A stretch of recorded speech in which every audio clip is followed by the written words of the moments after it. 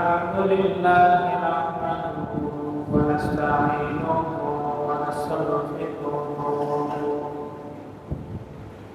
ونعوذ بالله من شرور أنفسنا ومن سيئات أعمالنا من يهده الله فلا مضل له ومن يضلله فلا هادي له ونشهد أن لا إله إلا الله وحده لا شريك له ونشهد أن سيدنا وحبيبنا وحبيب قلوبنا محمدا عبده ورسوله أرسله بالحق بشيرا ونذيرا وداعيا إلى الله بإذنه وسراجا منيرا فقد قال الله تبارك وتعالى في القرآن الكريم أعوذ بالله من الشيطان الرجيم সকলে একটু আওয়াজ করে বলি আউযু বিল্লাহি মিনাশ শাইতানির রাজীম বিসমিল্লাহির রাহমানির রাহিম ইন্নাল্লাহা ওয়া মালাইকাতাহু يصلون على النبي يا أيها الذين آمنوا صلوا عليه وسلموا تسليما اللهم صل على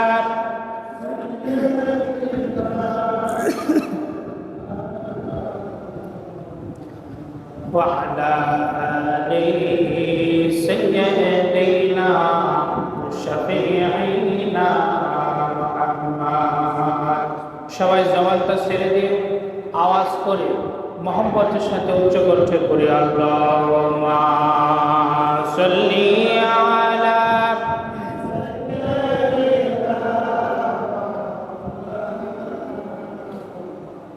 وعلى آل سيدنا شفيعنا محمد আমাদের প্রভু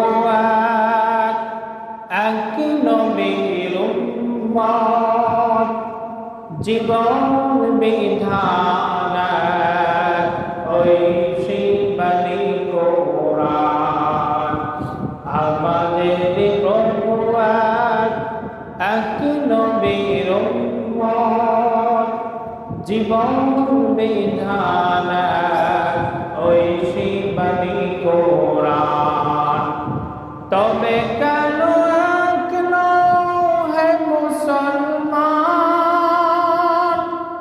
এক হও করে আহ্বান বাইতুল্লাহ মদিনা শরীফ উহুদ পাহাড় বদরের মাঠ একটা তো জীবন মরণ যে একই সাথে মিলে মিশে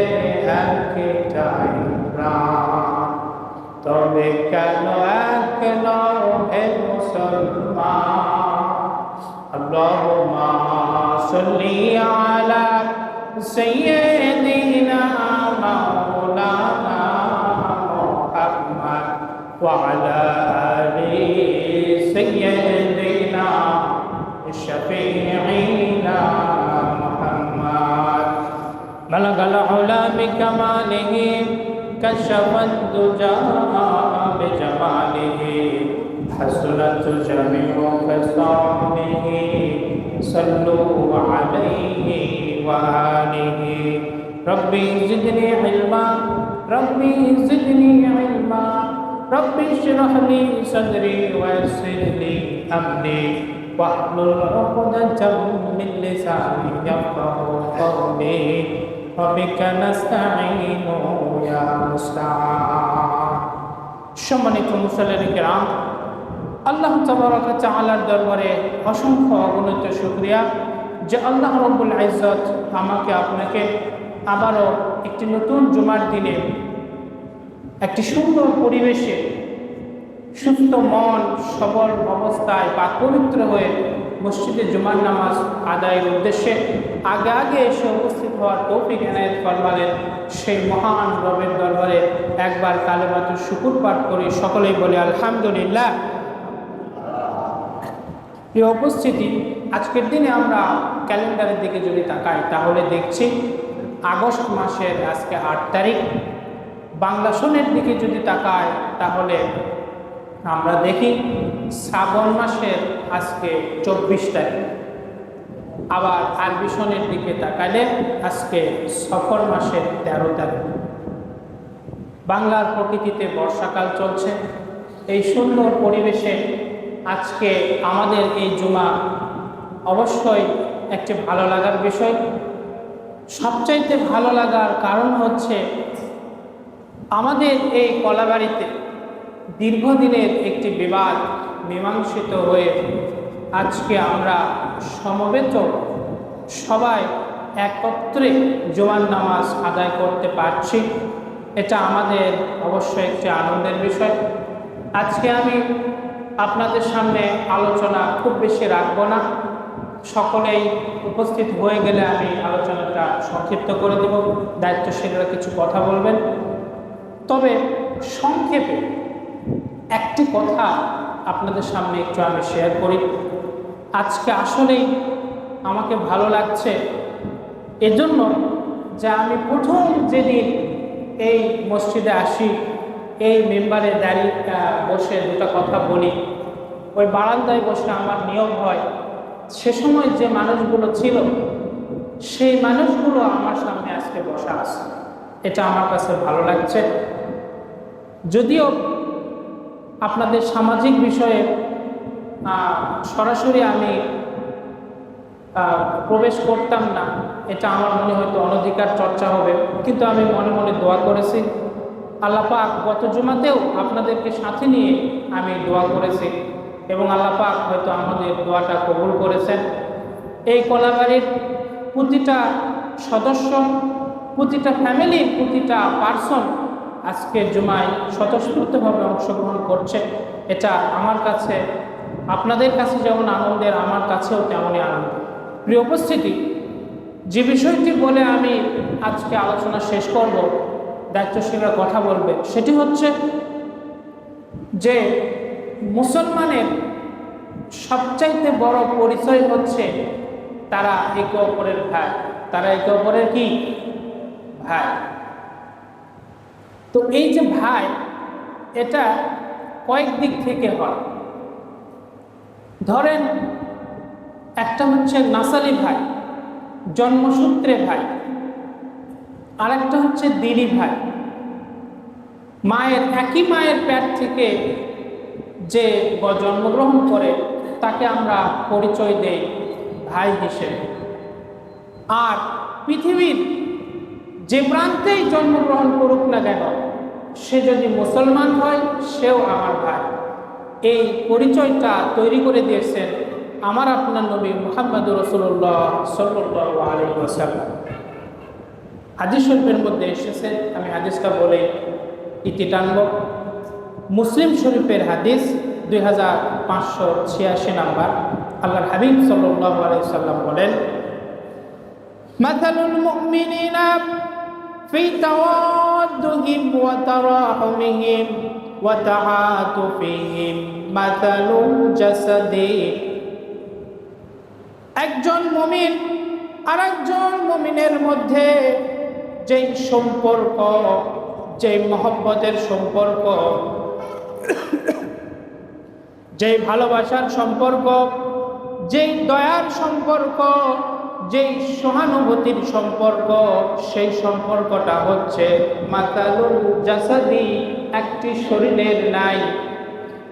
ইজাশতাকা মিনহু উদুন, যখন ওই শরীরের অঙ্গ সমূহের ভিতরে কোনো একটা অঙ্গে অসুস্থ হয়, আঘাত পায়, ব্যথা পায়, তাদাআ লাহু সাইরুল জাসাদি বিসসাহরি ওয়াল হুম্মা,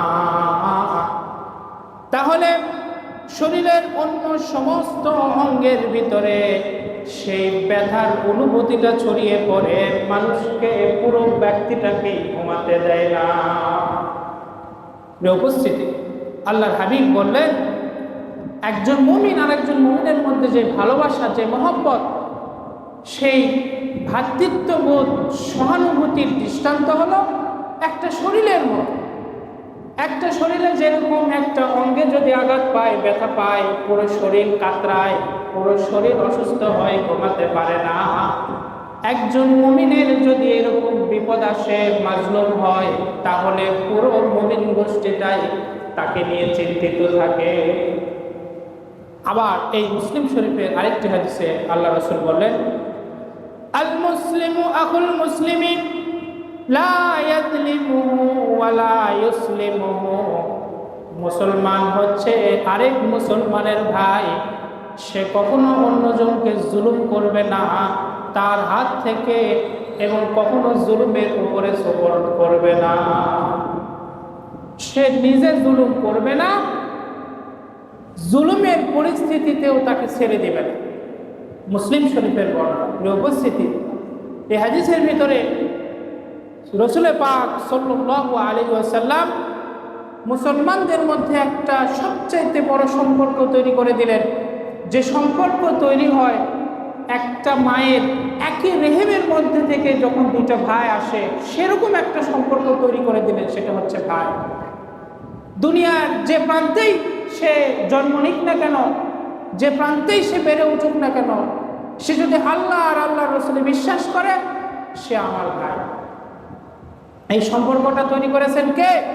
আল্লাহর হাবিব সাল্লাল্লাহু আলাইহি ওয়াসাল্লাম। এজন্য আল মুসলিমু আখুল মুসলিম। প্রিয় উপস্থিতি, এই মুসলমান ভাই ভ্রাতৃত্ববোধের শিক্ষাটা আমাদের মধ্যে যদি জাগ্রত থাকে, এটা যদি অ্যাক্টিভ থাকে, সক্রিয় থাকে, আমরা কোনোভাবেই ডিভাইডেড হতে পারি না।